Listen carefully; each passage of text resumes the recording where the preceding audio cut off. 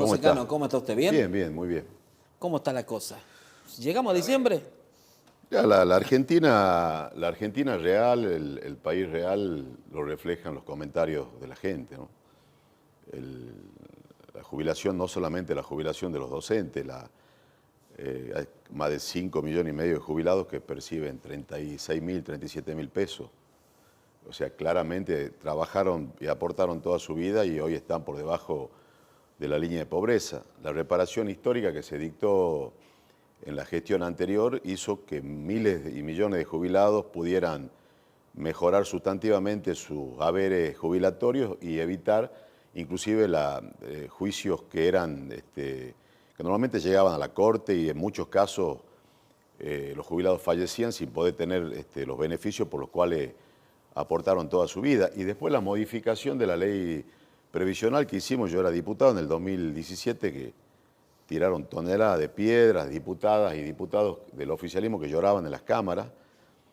Bueno, hoy si esa fórmula estaría vigente, el haber jubilatorio sería sustantivamente mayor. Si ha habido una pérdida digamos, en el ingreso real y una pérdida por la inflación desmesurada que tenemos, que obviamente impacta en los jubilados y en los sectores asalariados. Me parece Había que... un cálculo que hacíamos acá justamente con la doctora que viene a ser previsional, no me acuerdo si fue al aire o fuera de cámara, el porcentaje que han perdido los jubilados, digamos. Yo lo tengo los números, no los tengo actualizados, pero si estuviese el ajuste por inflación que derogó Alberto Fernández, fue una de las primeras medidas que tomó cuando asumió, inclusive antes de la pandemia, hoy sería sustantivamente mayor el haber jubilatorio, no solamente de quienes cobran la mínima, sino en todas las escalas.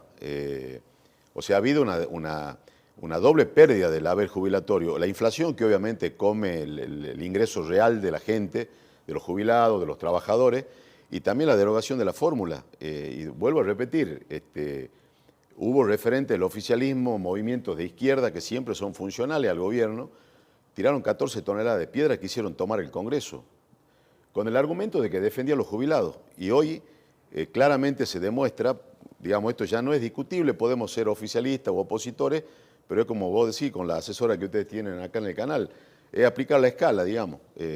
Claramente esa fórmula hoy estaría beneficiando a millones de jubilados que le están pasando muy mal. Esa es la Argentina real, la Argentina de un desgobierno, de un presidente que no toma decisiones, de un presidente que ni siquiera puede armar su propio gabinete. Obviamente la que conduce ya está más que claro que es Cristina, y tomando medidas que siguen, digamos, que no van al fondo de la cosa, que no van a resolver los problemas estructurales que tenemos como país y que tenemos como provincia, ¿no?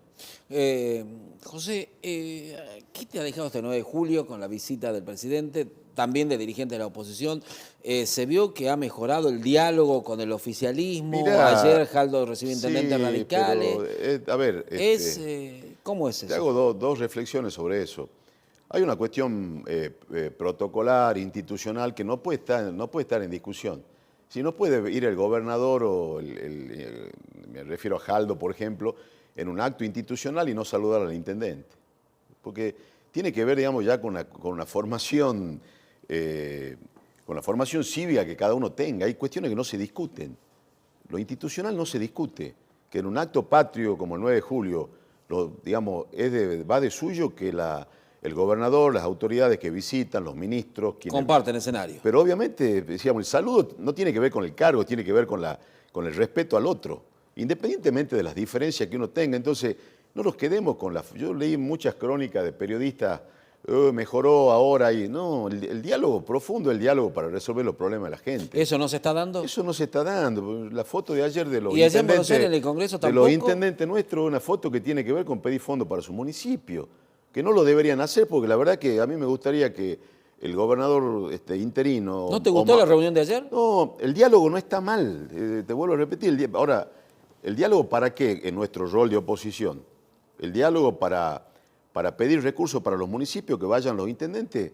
Debería haber un régimen de distribución de recursos independientemente del color político. A mí me gustaría que Concepción reciba lo mismo que recibe la banda de Río Salí, Tafí Viejo o Las Talitas o Tranca, por ejemplo. Entonces, cuando uno mira las transferencias los aportes no reintegrables, los fondos que recibe cada municipio, la verdad es que no hay ningún criterio. Digamos, ni proyectos de obras públicas, ni cantidad de empleo público o empleos municipales, ni índice de pobreza, ni índice de indigencia, ni tasa de ocupación o de subocupación. No hay criterio. El criterio es discrecional. Entonces, el diálogo, cuando uno, digamos, el diálogo en esta instancia de la oposición con el gobierno tucumano, yo lo escuchaba, decía Galía, que el vicegobernador tiene que ser Mansur. No puede, pues la Constitución se lo prohíbe. Bueno, por eso, ¿no? eso se va a discutir bueno, también. solamente una corte adicta que hagan una declaración de certeza va a decir lo que el poder político quiere que se diga. No pueden modificar la fecha de la elección. No lo pueden hacer. No han hecho una reforma electoral después de los reproches del escándalo de la elección del 2015.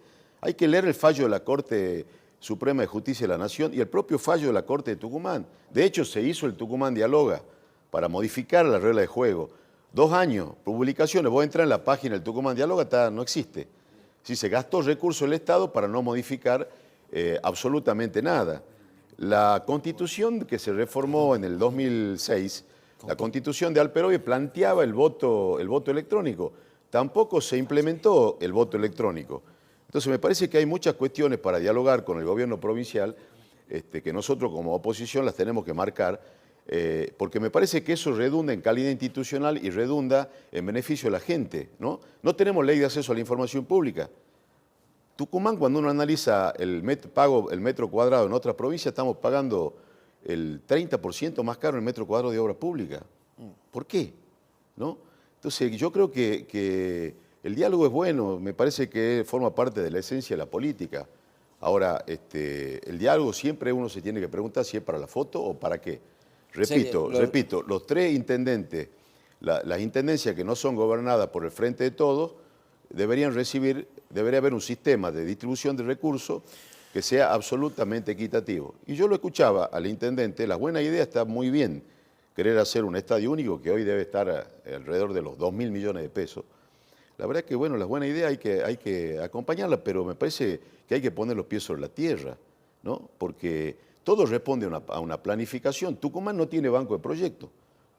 Yo estuve 1 año y medio al frente de una unidad en Buenos Aires y la verdad que se licitaron y se hicieron obras en Chaco, se hicieron obras en Corrientes, en Santiago del Estero, se hizo un dique, provincias que tienen banco de proyectos, es decir, cuando vos conseguís el financiamiento, inmediatamente en 6 meses actualizás los valores y llama a ¿Me licitación. estás diciendo que Tucumán nunca presentó un proyecto? No tiene banco de proyectos, de hecho llevan 3 años ya en la gestión, los que hace 20 años gobiernan, no han hecho una sola casa. El presidente viene a inaugurar obras que se hicieron en la gestión anterior. Las últimas obras que se hicieron en Tucumán de envergadura fue la ampliación del aeropuerto, uno de los aeropuertos más importantes de la Argentina, una obra que se hizo en tiempos récord, en 6 meses. Se terminó la circunvalación de la autopista, la Ruta 9. Se hizo la planta de Las Talitas. Se amplió la red cloacal de Tafí Viejo. Se hicieron 24 centros de primera infancia. La planta de Las Talitas la que inauguró Alberto. Esa, que no la quisieron inaugurar cuando vino Marcos Peña y Macri. Hicimos la obra de la recuperación del ferrocarril Belgrano, quedó en 7 de abril. Hasta el día de hoy llevan ya casi 3 años, no la terminaron. Es decir, pagamos el proyecto de Potrero del Clavillo y el Naranjal, 12 millones de pesos en ese momento, el proyecto ejecutivo que no estaba. Vos si no tenés un proyecto ejecutivo, no podés hacer una obra. Un proyecto ejecutivo te lleva más de 1 año y medio. Entonces Tucumán tiene que tener una planificación como la tiene Santiago. Santiago hizo el estadio único, tiene la cancha de golf más importante de Argentina, construyeron dique, aumentaron la red de agua potable, incrementaron la frontera agrícola. Jujuy tiene la planta de energía solar más grande de Sudamérica en 4 años. Tucumán tiene zonas de luminosidad similares. En nuestro Valle Calchaquí no hicimos absolutamente nada en materia de energía renovable. Nada, no hicimos nada. Jujuy está desarrollando y desplegando el turismo de una manera importante. Están haciendo 270 escuelas nuevas, están construyendo en la provincia de Jujuy. Es decir, la política cambia la vida de la gente. Entonces, las ideas son muy buenas, ahora hay que acompañarlas con los pies sobre la tierra. Una provincia que tiene el 50% de índice de pobreza, de gente que toma agua con arsénico, gente que no tiene agua potable, un amplio sector de la población que no tiene cloaca, es decir, que no tiene cobertura de cloaca, problemas gravísimos de inseguridad, lo que vos estás planteando, una provincia que ha hecho culto a la empleomanía. Es curioso que tengamos una relación entre número de policías y habitantes mucho mayor, mucho menor a la que tiene Jujuy. Es decir, Jujuy tiene mucho más policías por habitante de lo que tiene Tucumán. Y tiene una política en materia de seguridad. Es decir, la cárcel que se está por empezar a construir la anunció Alperovich hace 20 años. Pablo Bahillo y Alperovich anunciaron la construcción de las alcaldías, ¿no? Tenemos más de 1.100 presos en las comisarías de Tucumán. Entonces, jerarquizar la policía, que nosotros tenemos, me tocó a mí, dentro de Juntos por el Cambio, hemos elaborado una propuesta de política pública en seguridad, que seguramente la vamos a estar presentando en estos días, y tiene que ver con eso, con discutir los problemas reales que tenemos como provincia, que tenemos como sociedad. José, ¿cómo está Juntos por el Cambio acá en Tucumán? Todos quieren ser candidatos, dos candidatos visibles, Germán Alfaro y Roberto Sánchez. Ninguno aparentemente va a declinar en su intención de ser candidato a gobernador. ¿En qué puede terminar eso? Mira, nosotros hemos tenido un proceso electoral importante el año pasado, con 40 puntos, el resultado final. Hay un escenario de cambio a nivel nacional, no tengo duda que Juntos por el Cambio va a ganar la elección el año que viene. Realmente este ha sido el peor gobierno de la historia, que por lo menos yo tenga uso de la razón. Tener, digamos, ¿Con qué candidato ganaría las elecciones? No, y habrá seguramente, va a haber pasos, probablemente fórmulas propias, el radicalismo tendrá fórmulas propias o fórmulas cruzadas. Me parece que lo que se está trabajando es en una hoja de ruta, en un programa de gobierno. Macri, Larreta. En hablarle claramente a la gente lo que hay que hacer para resolver los problemas que son recurrentes y en los cuales nosotros también hemos tenido responsabilidad porque hemos gobernado 4 años últimamente la Argentina. Yo estoy trabajando en la Comisión de Seguridad, estuvimos en Parque Norte con Patricia Bullrich, con los gobernadores, ya un avance de las propuestas. Yo digamos, como parte del radicalismo y en la Fundación Alén. Y bueno, se discutirá a través de las PASO cuando tengamos una propuesta económica, propuesta productiva. Y en Tucumán, después de ese resultado electoral, no avanzamos. La verdad que nos tenemos que hacer la autocrítica, dejar de mirarnos el ombligo. La gente no le está pasando bien. Seguramente habrá, porque es una discusión que se da en otras provincias donde lamentablemente no tenemos paso, habrá algún mecanismo para poder discernir cuál es la mejor propuesta, la mejor fórmula para que efectivamente vayamos a pelear por el gobierno. Tucumán necesita un cambio de gobierno. Tucumán es una provincia que atrasa. Cuando son los mismos actores los que vienen gobernando los últimos 20 años la provincia. Falta, hoy entregan máquinas, me parece excelente que entreguen máquinas, recorrer el interior. Está dinamitado. No hay obras de infraestructura para evitar las inundaciones. Digamos, el estado de la red secundaria y terciaria de Tucumán, la ruta de la producción, están realmente en estado deplorable.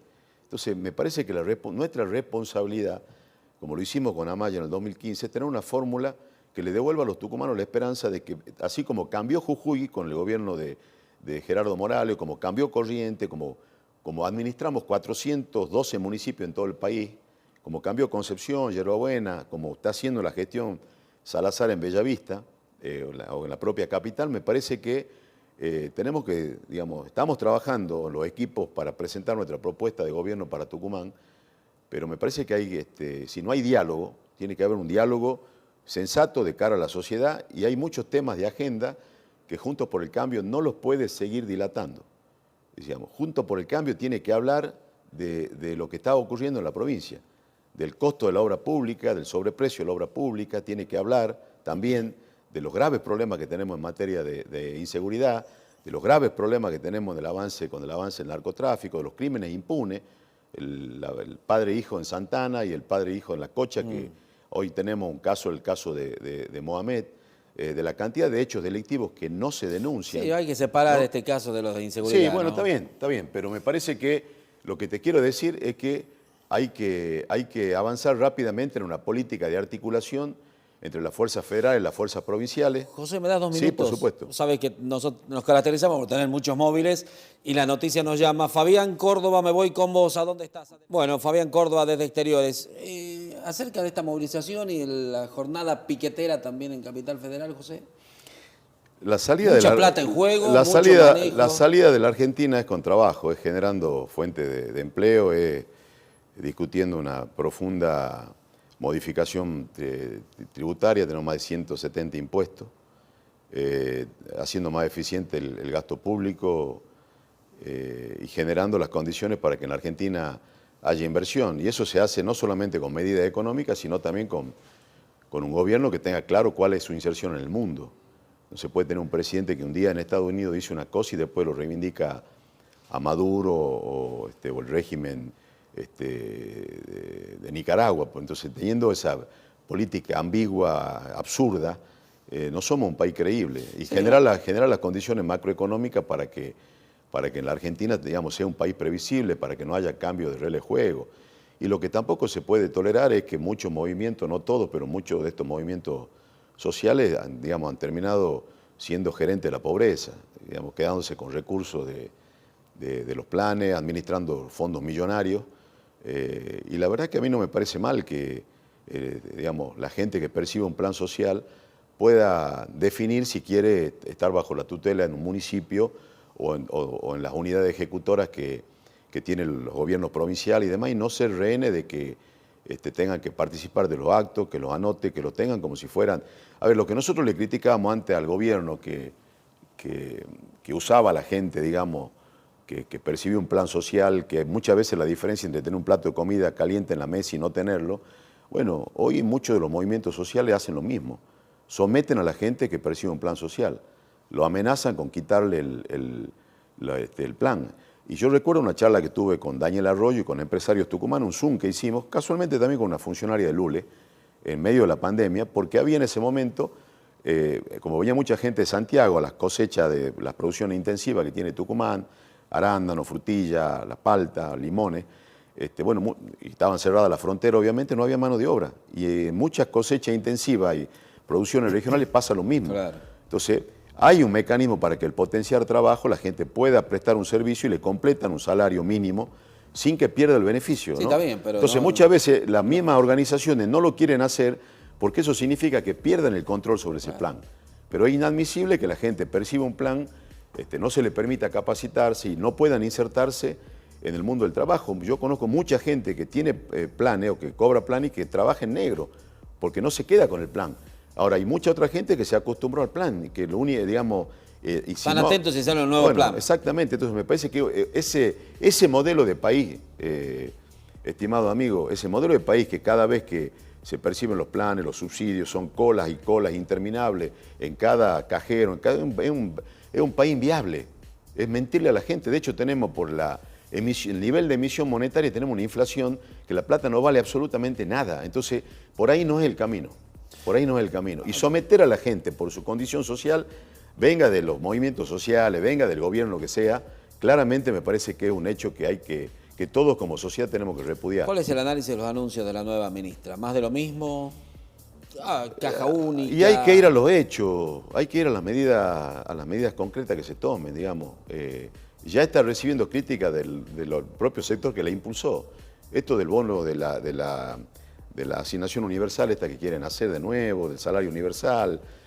La ministra que diga que ha dicho una verdad de perogrullo, digamos, que no se va a gastar más de lo que ingresa. Si seguimos con este nivel... No habrá devaluación, hay devaluación todos los días. Todos los días. Si seguimos con este nivel de emisión monetaria, sí, para que la gente entienda, se imprime más billetes, la plata no vale.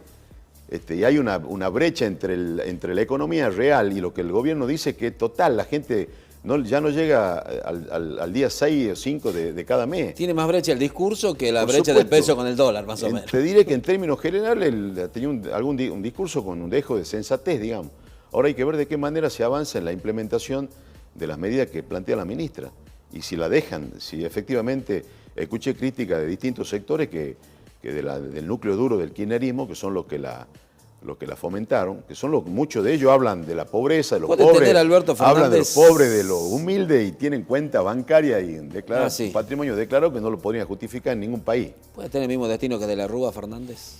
Mire, nosotros como oposición creemos que tiene que terminar su mandato, hemos acompañado el acuerdo con el fondo, porque hubiese sido hoy la situación mucho peor.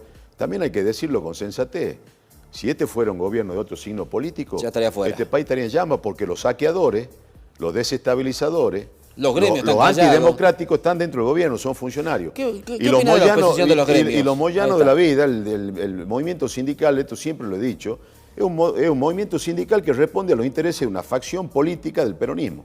O sea, todo lo que hace el peronismo, los sindicalistas están mudos. Cuando gobierna otro signo político se acuerdan de la bandera de la justicia social, de los pobres, de los humildes, porque no escucho ningún sindicalista, no lo veo a Moyano reclamar por la situación del gasoil o por la situación que está atravesando el transporte. Más del sector de ellos. Como tampoco lo veo a muchos dirigentes sindicales hablar de los jubilados, hablar de la inflación, hablar del incremento de la canasta básica, del costo de los alimentos, ni pedir paritaria. No lo veo a Baradel, que esté preocupado por la situación de los docentes en la provincia de Buenos Aires. Bueno, esa hipocresía de ese sindicalismo, de esa burocracia sindical, que en muchos casos se alejó muchísimo de defender los intereses que dice defender, es otro de los problemas endémicos que tenemos como país. ¿Pero qué pasa con ATEP acá en Tucumán? Bueno, te refieres al proceso electoral. Exacto. Bueno, lamentable que se haya proclamado una lista ganadora y que, bueno, y que termine eso en la nada, digamos. Me parece que ATEP, sobre todo un gremio al cual tiene una trayectoria de lucha en la provincia importante, que uno respeta y que representa un sector que yo creo que es la salida del país. Invertir en educación, en la formación del docente, en un gran congreso pedagógico en Tucumán, para que salgamos de los índices paupérrimos que tenemos, en infraestructura escolar, en garantizar que el chico que nos está viendo, que egresa del interior de una escuela secundaria, pueda llegar a la universidad. Me parece que el gremio docente tiene un rol que es mucho más que discutir salario, ¿no? Muchísimo más que discutir salario. Entonces, que haya terminado en la situación que terminó esto me parece que es triste, que muestra lo que institucionalmente somos como provincia. Juan. José Cano, ¿qué opinión le merece la reunión de los intendentes radicales con el gobernador y donde el título, inclusive el diario más importante, dice «La Unión Cívica Radical se puso a disposición del gobierno»? ¿Qué explicación? Lo hablamos recién al tema. Mirá, el diálogo es bueno. La esencia de la política es el diálogo. A mí no me parece mal que los intendentes, el presidente del partido se reúnan. Ahora, la cuestión de fondo es que los municipios nuestros no reciben fondos, están en una situación complicada. Como Tucumán no tiene en pleno siglo XXI, y lo escuchaba el intendente hablar de federalismo, pero si acá no hay federalismo, si acá Acevedo, Mansurio y Jaldo distribuyen los recursos a los municipios como quieren. A mí me gustaría que haya un sistema de coparticipación que tenga criterio y que sea de goteo automático.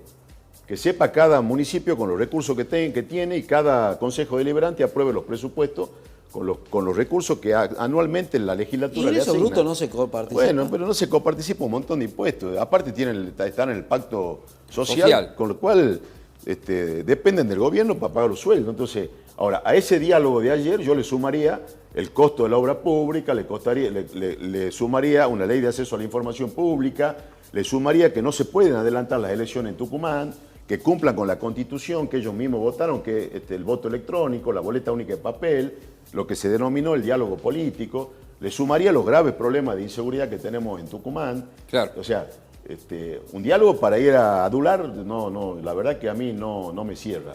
Un diálogo institucional para analizar la situación de cada uno de los municipios que nos toca administrar. Nosotros tenemos un rol de oposición, Marque. Sí, claro. Acompañar las cosas que estén bien, pero a mí me gustaría muchas más voces en la provincia que remarquen las cosas que el gobierno no está haciendo bien, que son muchas, ¿no? Porque, digo, no lo digo yo, lo decía Jaldo hace apenas unos meses, ¿no? Claro. ¿No? Que Mansur estaba rodeado de narcos, que hacía 20 años no se hacían obras públicas en Tucumán, que la educación era un desastre, que lo interpelaron al ministro.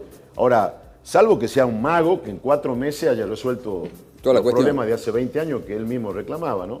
¿Cómo va a ser la fórmula para determinar el candidato a gobernador de Juntos por el Cambio? ¿Hay alguna idea? ¿Se está hablando? Lo primero es la voluntad política de nuestro espacio, que sacó 40 puntos, de darle a los tucumanos una opción política de gobierno distinta a la que hace 20 años, al elenco estable que llevó a Tucumán a que estemos muy lejos de lo que es Santiago del Estero. Lo que vos le dijiste al intendente, hace 20 años que gobiernan y la verdad que uno siente una sana envidia cuando ve la circunvalación de Terma, bueno, ¿no? Entonces, el programa de gobierno que estamos trabajando, y el problema no es solamente en Tucumán, no tenemos paso acá, se está discutiendo a nivel nacional en mecanismos que permitan llegar a un acuerdo y tener la mejor fórmula, la más competitiva, para darle una opción distinta de gobierno a los tucumanos. Bueno, gracias por haber venido. Gracias José Cano. a ustedes. Y muy rico. ¿Qué? El dulce de leche, el tranqueño, un emprendimiento tucumano, me hizo ¿Probar? probar, la verdad, riquísimo. No sé, porque se incautaron ¿Vos no? los otros frascos. ¿Vos no? ¿Ah? ¿No probaste? No, sí, probé, está muy bueno. Está muy bueno. La verdad que mira, cuando hablamos del camino, ese es el camino. Tucumán tiene un enorme, yo visité Un hace... producto de gran calidad, lo probé. Potencial, sí. Tiene un enorme, el principal potencial es la gente. Hay una capacidad de emprendimiento, de hacer cosas, de no bajar los brazos, de no quedarse apabullado por la crisis. Por eso, la verdad que yo tengo mucha esperanza que Tucumán y la Argentina va a salir, y va a salir entre todos. Porque obviamente tenemos que ponernos de acuerdo también con el oficialismo, de las cosas que hay que mejorar y que hay que corregir. No es tarea de un solo espacio político. Pero este ejemplo de este emprendimiento le podríamos sumar a muchos emprendimientos que uno por ahí acompaña. Entregamos elementos del banco de herramientas hace unos días con la Fundación del Bicentenario. Y es enorme el potencial que tiene la provincia y ese es el camino que hay que acompañar. En otro orden de cosas, ¿cómo está viendo a San Martín? Lo veo, la mirada nuestra no es objetiva porque somos hinchas fanáticos. Lo veo bien a San Martín, lo veo bien. ¿Dirigencialmente? Lo veo bien, creo que... No se pueden quejar, ahora tiene plata San Martín. Moiselo, Carlos Cinero, Huguito, Ledesma, todos los amigos que están trabajando. ¿Amigo de Cinero? Sí, soy amigo de Carlos, amigo en el sentido de la palabra. Tenemos obviamente nuestra mirada distinta sobre muchas cosas, pero tenemos una relación de amistad de hace mucho tiempo, de los momentos duros. Los amigos se ven en los momentos duros, no en la fácil, ¿no? Y respeto, obviamente, como él respeta mis posiciones políticas, creo que tengo otros amigos dentro del oficialismo también, y creo que cuando asumieron con la conducción de San Martín, inclusive con el primer plantel, recordarás, los augurios no eran muy buenos, ¿no? Y la verdad que hoy está en un nivel de obras, de crecimiento institucional y en lo futbolístico, más allá del éxito de Belgrano, digamos, me parece que está transitando un sendero donde uno lo refleja en cada partido, a pesar de la crisis, la situación económica, viste, el estadio revienta de gente, ¿no? Y la hinchada de San Martín, a diferencia de otra hinchada, no rompe carne, no lo insulta a los presidentes, me parece que es una hinchada que acompaña y la verdad que estoy contento y acompañando desde el lugar que nos toca a cada uno. Lo de Belgrano es normal, ¿no? Sí, tiene una muy buena performance, la verdad. Más allá de algunos pitazos que... Bueno, por ahí también tuvimos algún ¿Sabes ayudín. lo que dijeron los de Atlanta, no? Nosotros también tuvimos un ayudín. Pero el otro ¿Sabes lo que es que cobraron- Atlanta? Ya sabemos lo que vamos a tomar. No. San Martín, la Árbitro verdad que de la casa, dice. en el balance, en el debe y en el haber, hemos sido muy perjudicados por la AFA y por los arbitrajes en distintos momentos institucionales del club. Esa es la verdad. El otro día no cobran un claro penal con el partido 0-0, pero cobran uno que no era ya cuando el partido estaba definido. Así es. Así que bueno, son los árbitros que tenemos. Gracias por la visita. Gracias a ustedes, gracias a ustedes. Acá hablamos de todo, Marquesini. Bueno. Fútbol, política. Muchas gracias.